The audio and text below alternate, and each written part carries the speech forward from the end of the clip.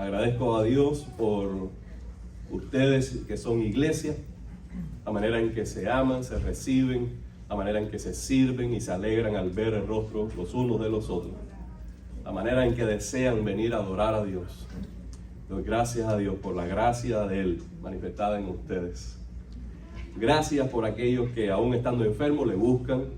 Gracias a Dios por aquellos que aún faltándole la fuerza se levantan y dicen: voy a la casa del Señor y voy a estar allí. Amén. Yo quiero de Dios. Gloria a Dios por eso. Amén. Seguimos adelante en esta serie, para mí extraordinaria, porque tratamos de enfocarnos en Jesús, quien es un rey lleno de gracia.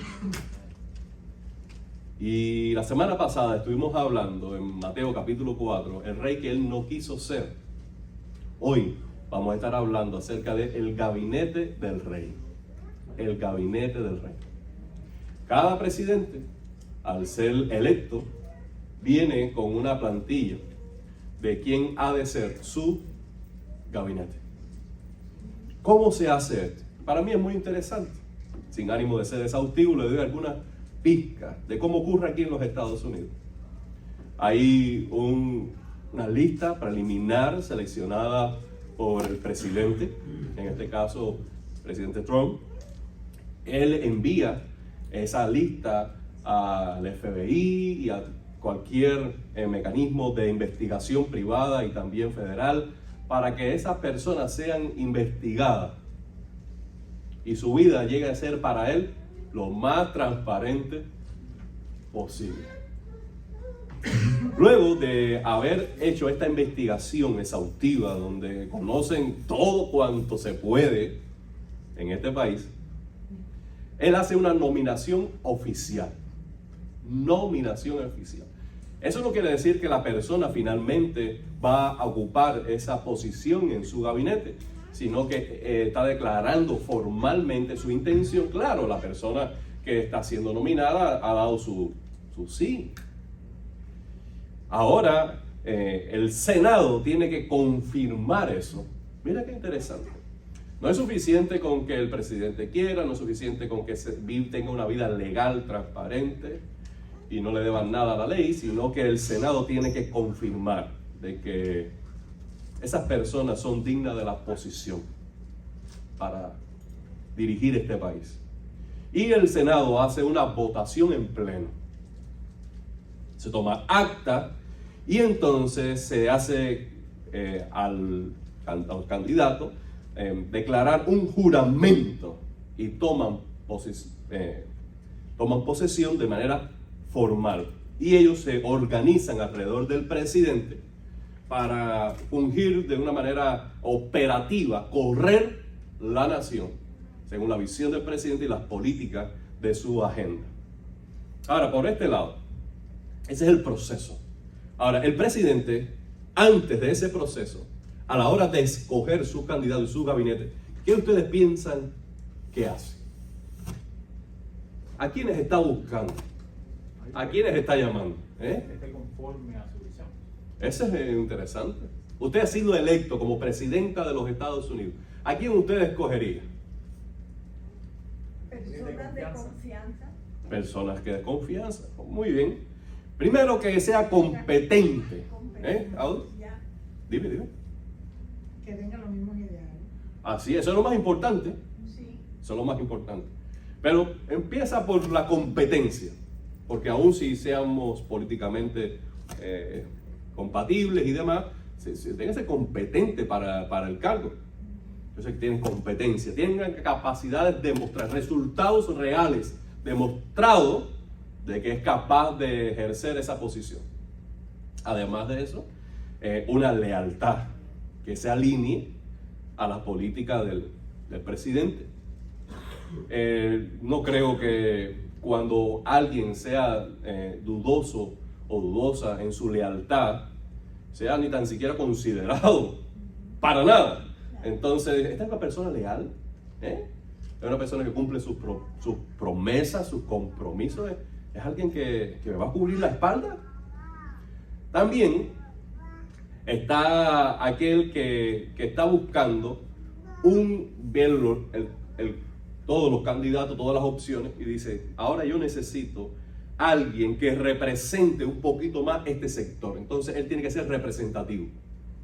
Tiene que ser representativo de género, tiene que ser representativo de raza, de población, tiene que ser representativo de algunos principios entonces tiene que haber una representación de la nación de alguna manera en ese gabinete. Además de eso, él se pregunta, ¿qué voy a comunicar a la nación con simplemente presentar estos rostros en mi gabinete?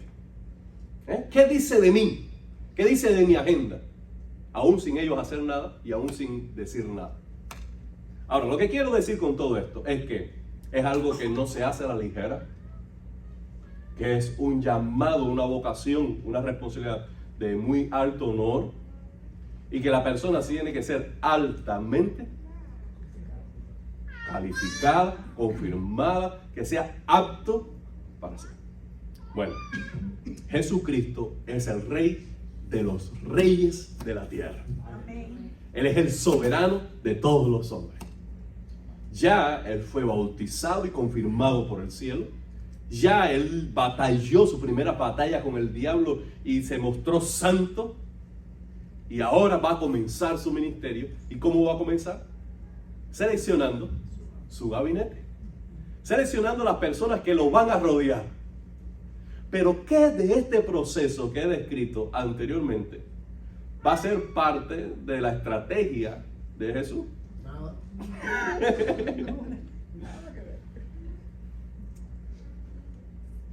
Wow, hermano. Nosotros tenemos un rey diferente.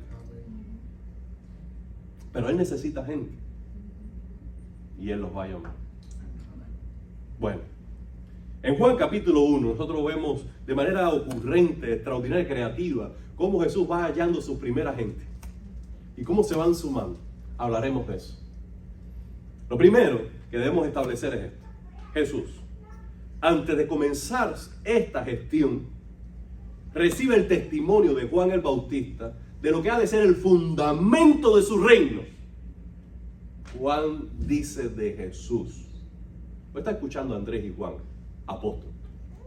Este es el Cordero de Dios que quita el pecado del mundo.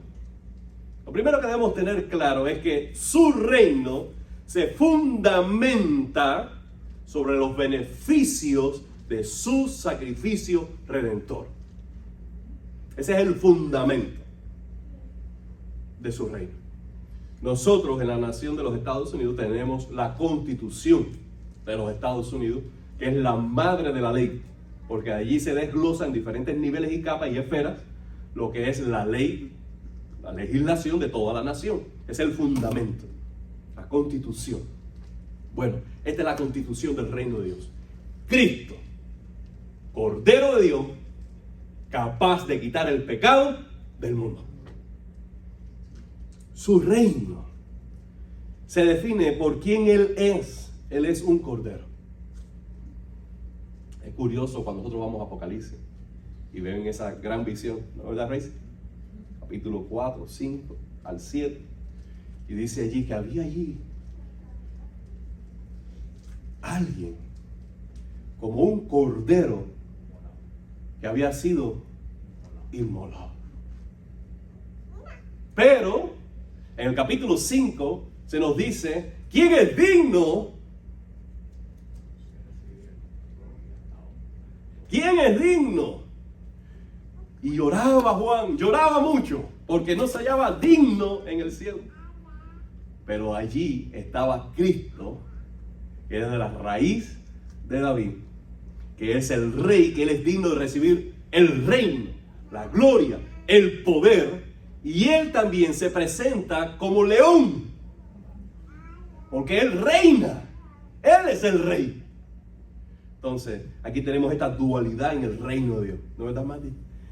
Jesús es rey, que ruge con fiereza, que es poderoso, que es el león de la tribu de Judá, pero ejerce esa autoridad, ese señorío, como un cordero, manso y humilde. que viene a ofrecerse a sí mismo como un sacrificio por nuestros pecados.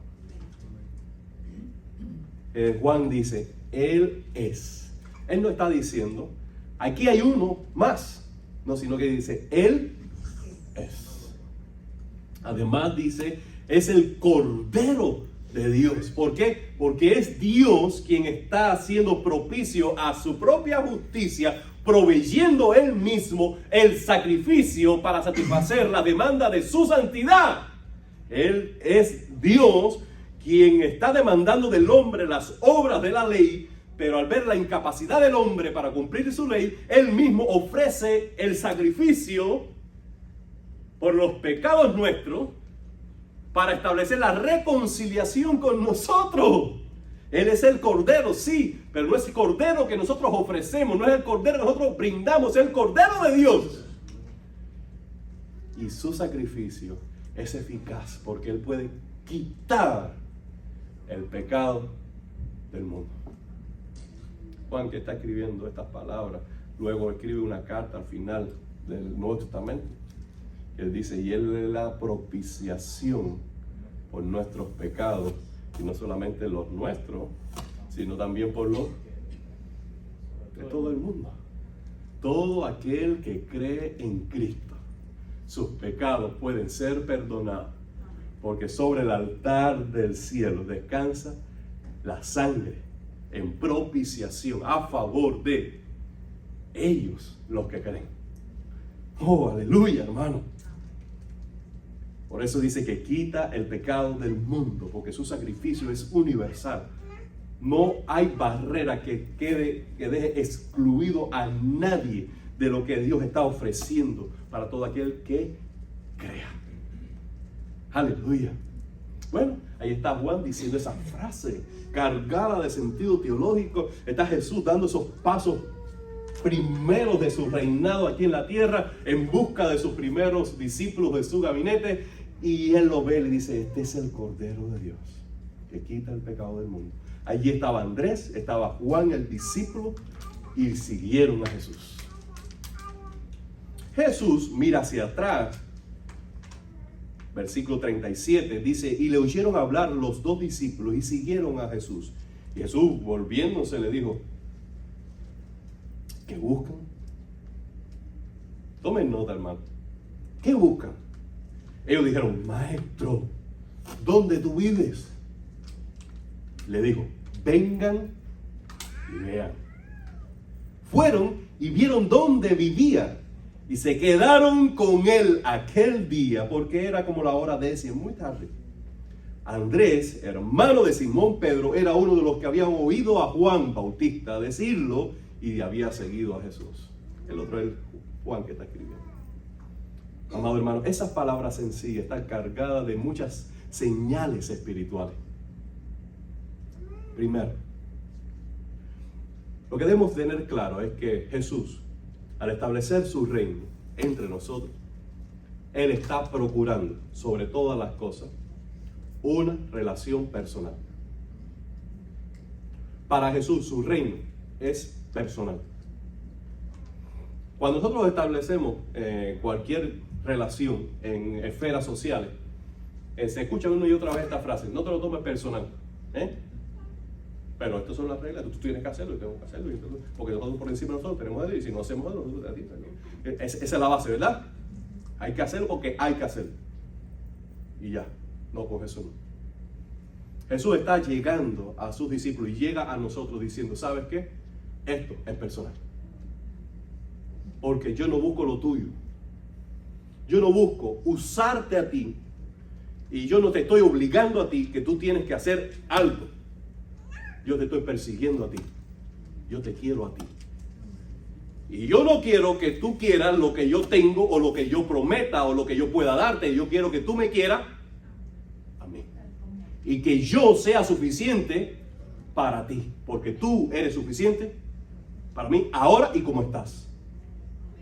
Esto es personal. Yo te estoy buscando a ti. ¿Cómo sabemos eso? Bueno, fácil. Cuando los discípulos siguieron a Jesús, y de hoy, ¿cómo lo llamamos? ¿Y cómo lo alcanzamos? Nos mandamos a correr y le tocamos el hombro. Y cuando estaban en eso, Jesús se mira atrás y dice, ustedes muchachos que están buscando. ¿Y qué dicen ellos? Maestro, diciendo, Él tiene la autoridad, nosotros te vemos como tal.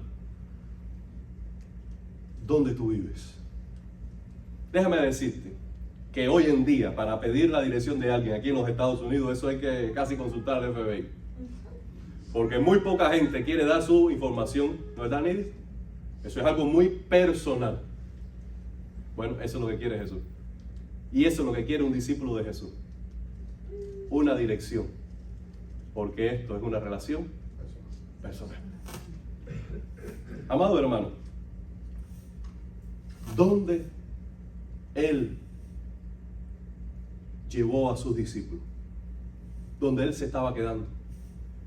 Yo no sé si había alguien más que los estaba sirviendo, si se estaban quedando en casa de otra persona, que lo más seguro, porque Jesús mismo decía de Él que Él no tiene dónde recostar ni su cabeza, sino que Él era hospedado según la generosidad de las personas que tenían fe. La cuestión es que allí comenzaron a hablar. La conversación se hizo cálida, íntima, y se le hizo tarde. Y Jesús, me imagino que le dijo, tranquilo, quédense a pasar la noche. Es cierto que los discípulos es parte de una cultura muy cálida del oriente, que ellos no van a dejar en la tarde a nadie desamparado o pasar una noche en un parque, en una plaza, sino era parte de la hospitalidad. Pero Él es un maestro. Y los maestros normalmente establecen una distancia, porque cuando las distancias se acortan, se hace la autoridad muy familiar y surge a veces la falta de respeto en esa cercanía. Pero Jesús no. Jesús dice, quédense, vamos a dormir juntos esta noche. Mañana pueden seguir el camino si ustedes quieren. Amado hermano, ¿cómo es tu relación con Jesús? Nosotros podemos decir a Jesús Señor, porque lo es. Podemos llamarlo Maestro, porque lo es. Pero ¿es tu relación con Jesús una relación personal? Cuando nosotros crecemos en el Evangelio y somos adolescentes o jóvenes, recibimos el testimonio ya sea de maestros, diáconos, pastores o familiares, padres cercanos que nos hablan de quién es Jesús para ellos y cómo ellos han caminado en la vida con Jesús y lo que Jesús ha hecho para ellos.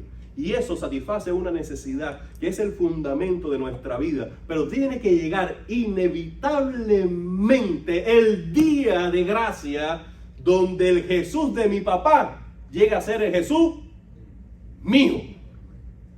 Donde la fe de mi papá tiene que ser la fe mía. Porque Dios no tiene nietos, sino hijos. Entonces nosotros podemos llegar ni heredar por papá, ni heredar por mamá, ni heredar por el pastor la gracia y las promesas de Dios, sino que tenemos que venir personalmente a Jesús y tener una relación con Él. Tú tienes una relación personal con Jesús. No nos equivoquemos que el tener un amigo cristiano no me hace cristiano. Y tener una esposa de fe no me hace a mí un hombre de fe, ni hace mi casa una casa de fe. Se trata de algo muy personal.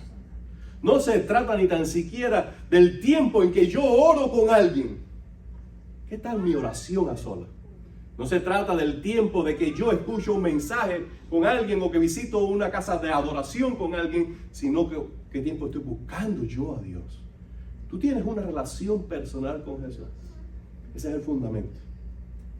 Jesús en su reino busca una relación personal. Ahora, ¿cómo avanza su reino? Bueno, su reino entonces avanza de una a otra persona a la vez. Esto es muy importante. Déjame leerlo. 40 al 42. Andrés, hermano de Simón Pedro, era uno de los dos que habían oído a Juan y había seguido a Jesús. Este halló a su hermano que se llamaba, muy bien, están leyendo su Biblia, Simón, y le dijo, hemos hallado al Mesías, que traducido es el Cristo. Y lo, subrayen eso, y lo trajo a Jesús. Venga acá, muchacho, Tú necesitas a Jesús. Mirándole Jesús le dijo a Simón: tú eres Simón, hijo de Jonás, tú serás llamado Cefas, que quiere decir Pedro. Miren, cuando nosotros queremos que la iglesia avance o que el reino de Dios avance, podemos al menos tomar dos caminos. El camino de Jesús, estamos diciendo que es de una persona a la vez. Pero hay otro camino, al menos uno más.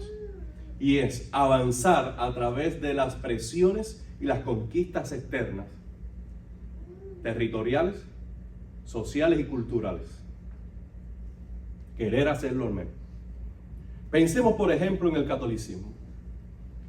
El catolicismo llegó a las Américas. Y donde llegaba el catolicismo, los españoles colonizando, decían: esta nación es Cristiana. muy bien, esta nación es cristiana. ¿Por qué? Porque llegamos nosotros. Y punto. Ese sistema puede decir entonces: a partir de ahora, todos los domingos tenemos que ir a la iglesia porque somos una nación cristiana. Y lo escribimos en la Constitución y lo normamos en las escuelas y empieza a entretejerse el tejido social, cultural, político, administrativo de la nación desde afuera, desde el punto de vista institucional. Y las personas se autoperciben a sí mismas como cristianos. Yo estoy en una nación cristiana. Yo los domingos voy a la iglesia. En la escuela donde yo voy hay una clase de Biblia. Para que sepa, cogí 100 en la prueba este fin de semana. Yo soy cristiano. Yo no soy musulmán. Yo no soy espiritista del Caribe. Yo soy cristiano. ¿Cuál es el problema de eso? La relación con No hay una relación personal. Y nosotros como iglesia entonces podemos correr el mismo riesgo. Tenemos un gran templo, una buena banda, tenemos un excelente programa, atraemos gente, somos iglesia. No, para llegar a ser iglesia hay que nacer de nuevo. Y para nacer de nuevo necesitas un encuentro personal con Jesús. Por tanto, nuestra estrategia misionera, iglesia, es simplemente esta. ¿Tú tuviste un encuentro personal con Jesús? ¿Tuviste un encuentro personal? Dime algo. ¿Sí? Busca a las personas más cercanas y dile: yo encontré a Jesús. Jesús para mí es el Salvador. Y cuéntale su testimonio. Ven y ve. Y tráelo a Jesús.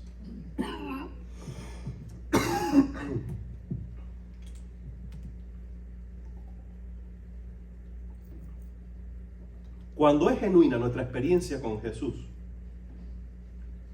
gozosamente, libremente, espontáneamente, naturalmente, vamos a hablar de Jesús. Cuando yo estaba estudiando contabilidad en Cuba,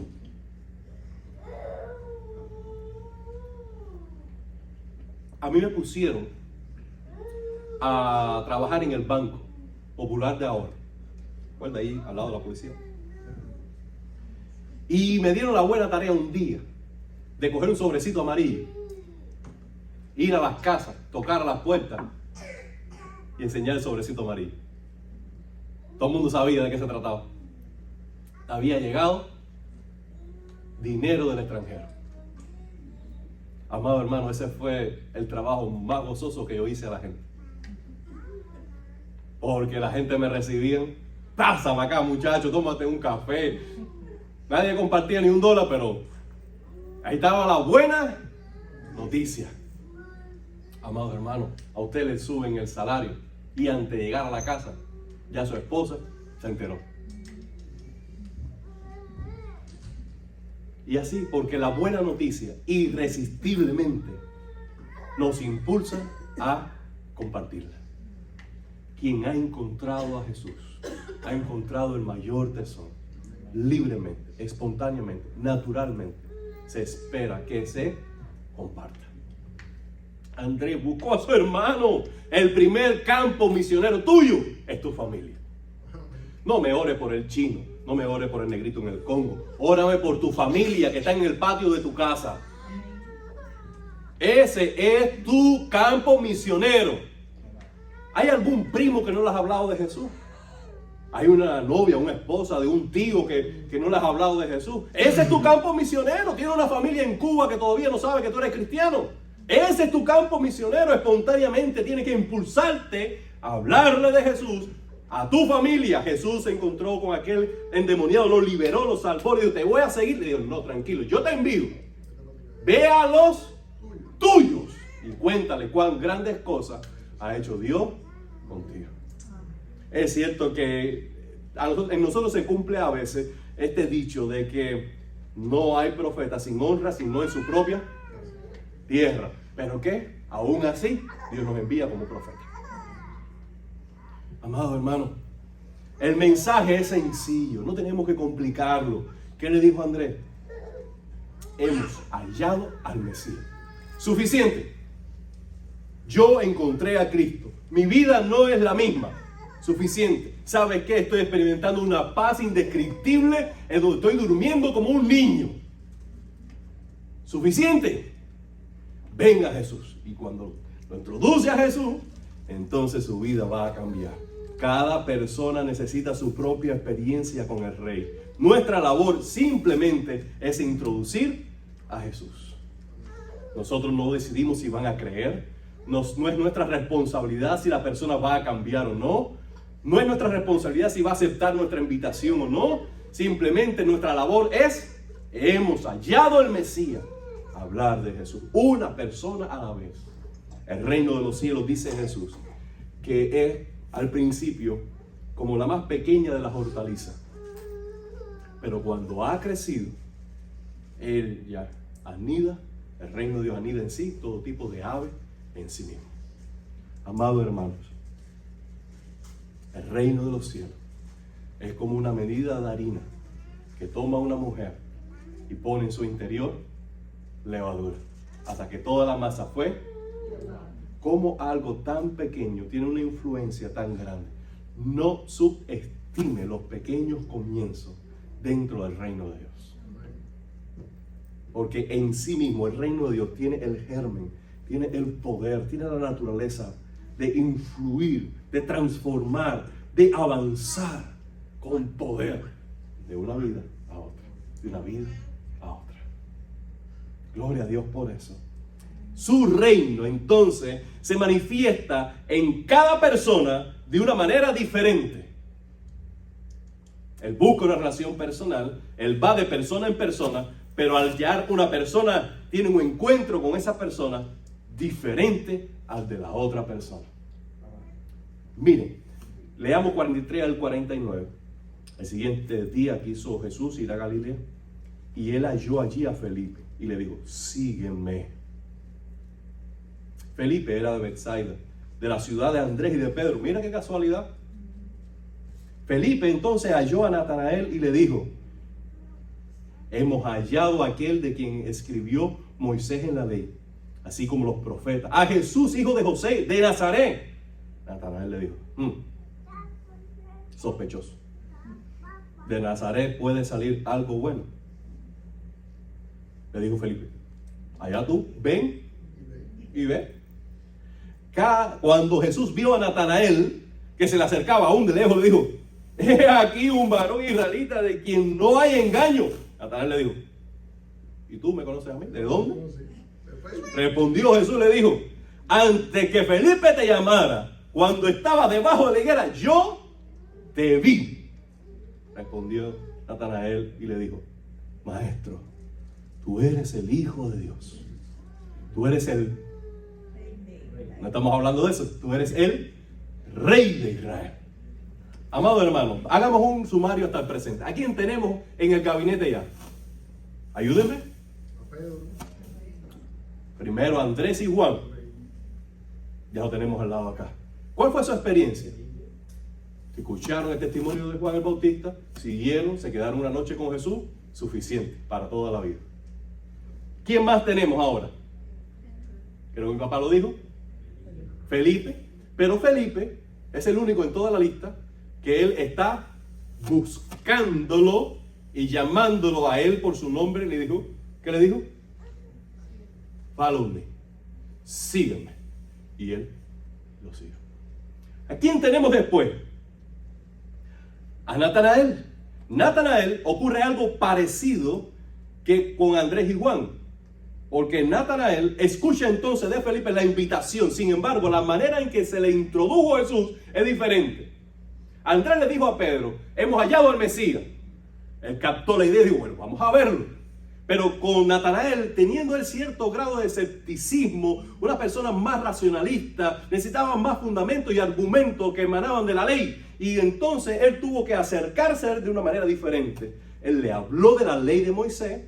Él mostró su reserva por el criterio sectario y segregario que tenía en relación a los nazarenos. Y al final tuvo que venir a comprobarlo. Bueno, fue a Natanael y no a ninguno de los otros discípulos donde Jesús le dio un trato de gracia que le dio testimonio de algo muy sobrenatural. Para los demás fue suficiente el testimonio de hermanos. Para este necesitaba algo. Tenía ese corazón, hermano, vamos a decir, bien protegido. No quería dárselo a cualquiera. Y Jesús dice, y hay un en quien no hay. Y tú me conoces. Sí, hijo. Para darte un avance, antes que Él te hablara, allí yo te vi. Para no decirle,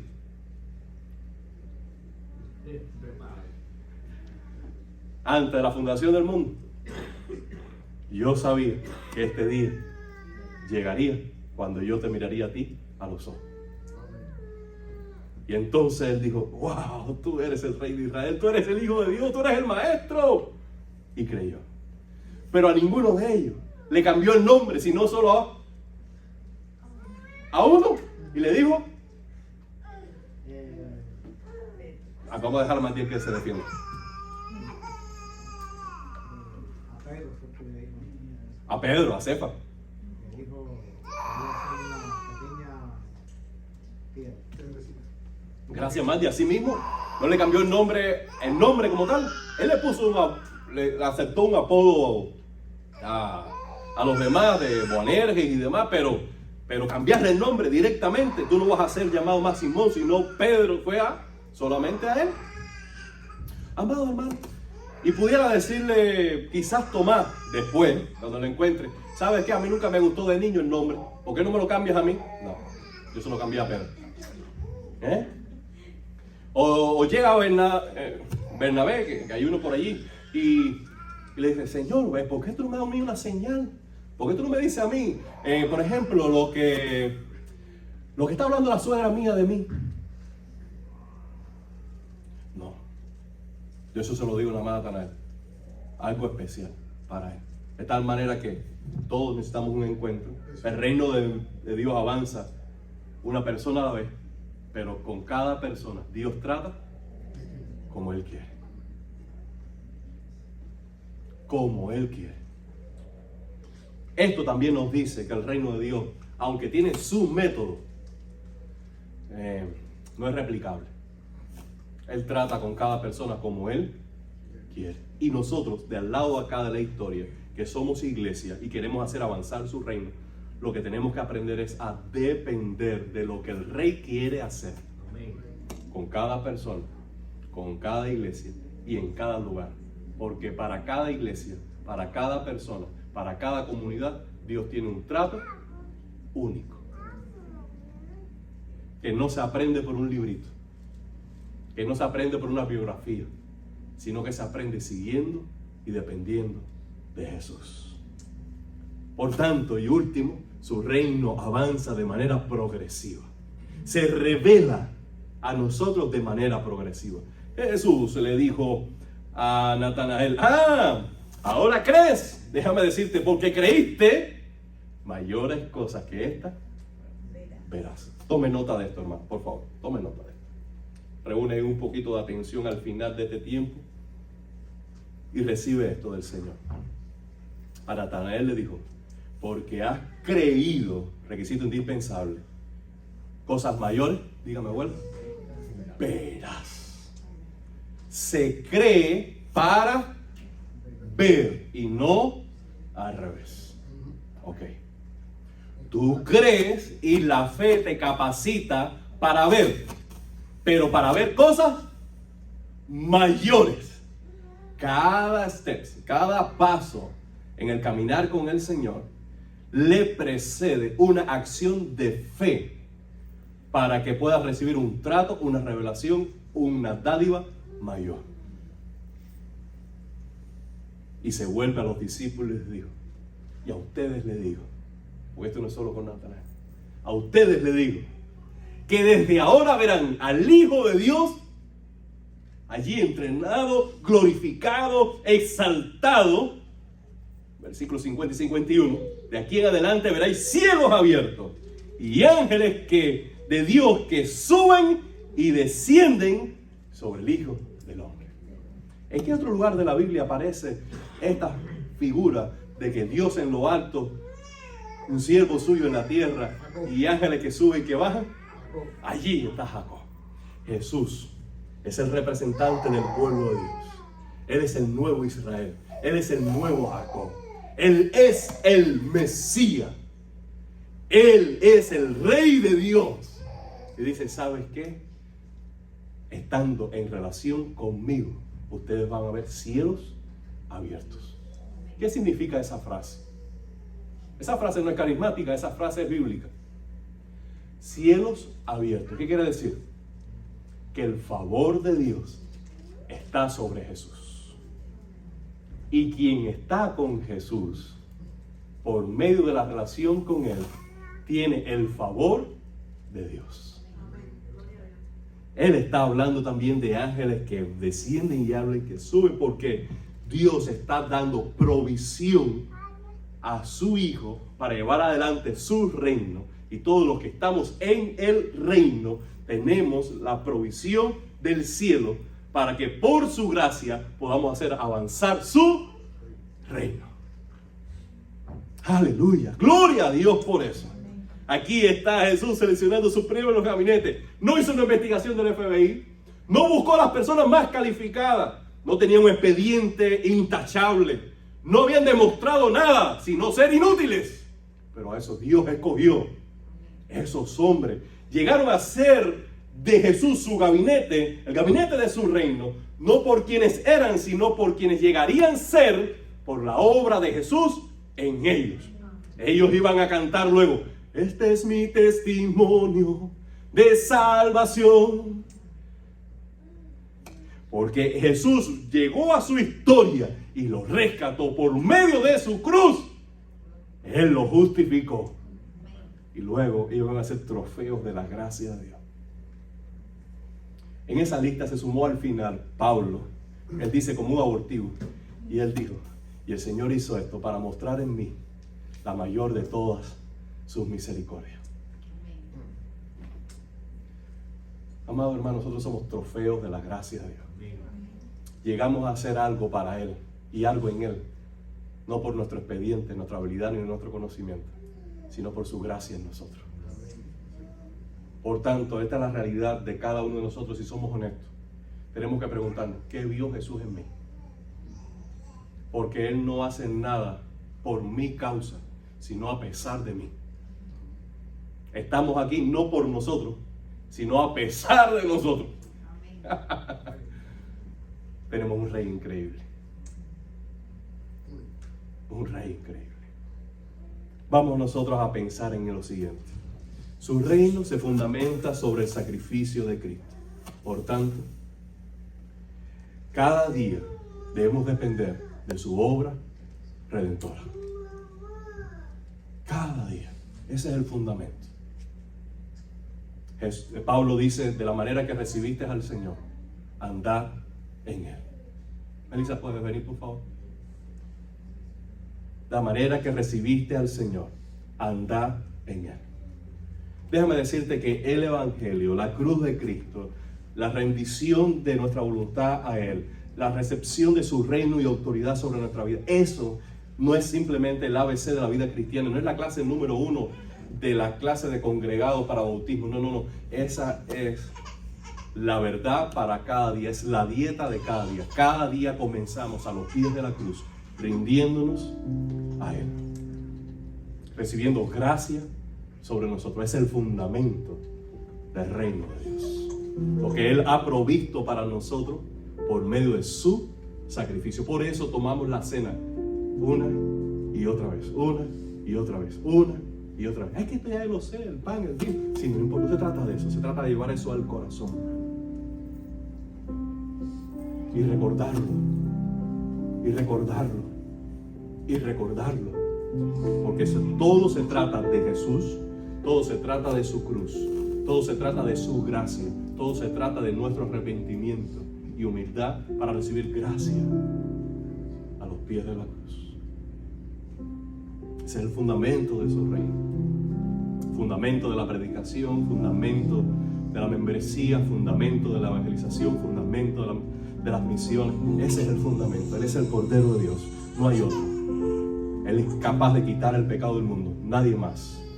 Su sacrificio es suficiente. Amado hermano, si su reino procura una relación personal con Jesús, tenemos que preguntarnos nosotros, ¿cómo está esa relación personal con Él? En esta última semana, no me piensen el mes pasado ni el año pasado. Esta semana. Hubo una oración personal, hubo una búsqueda en su palabra personal, hubo un trato personal en que su espíritu trajo luz a mi alma. Estoy caminando con Jesús. Esto se trata de ser iglesia, se trata de religión, se trata de liturgia, de cosas que tengo que hacer, o se trata de simplemente una relación de amor, de obediencia. ¿Cómo está esa relación personal con Jesús?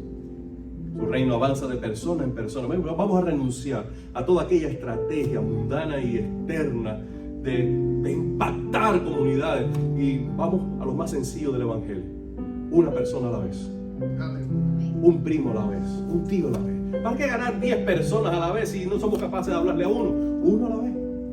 Esa lista de 10 nombres, uno a la vez, a lo sencillo. ¿Qué decir? He hallado al Mesías. Jesús es el Salvador. Ven y ve. Mira, este Jesús cambió mi vida. Ven y ve. Su reino va a manifestarse en cada vida de manera diferente.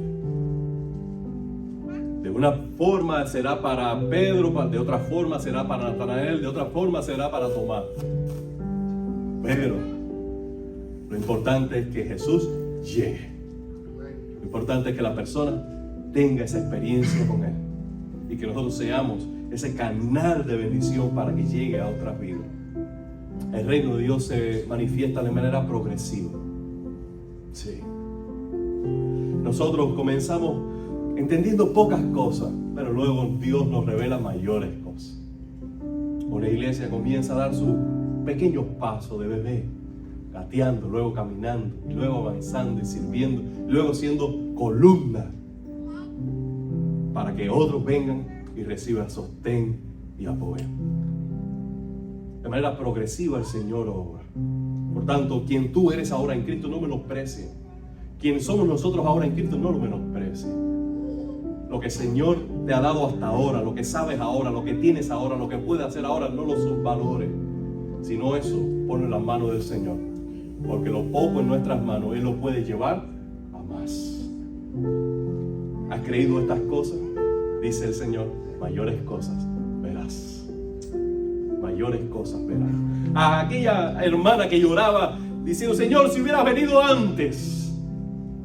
El Señor le dijo, no te he dicho que si crees, verás la gloria de Dios. Eso siempre llega a tiempo. Y siempre hace lo mejor en el tiempo suyo. Vamos a orar.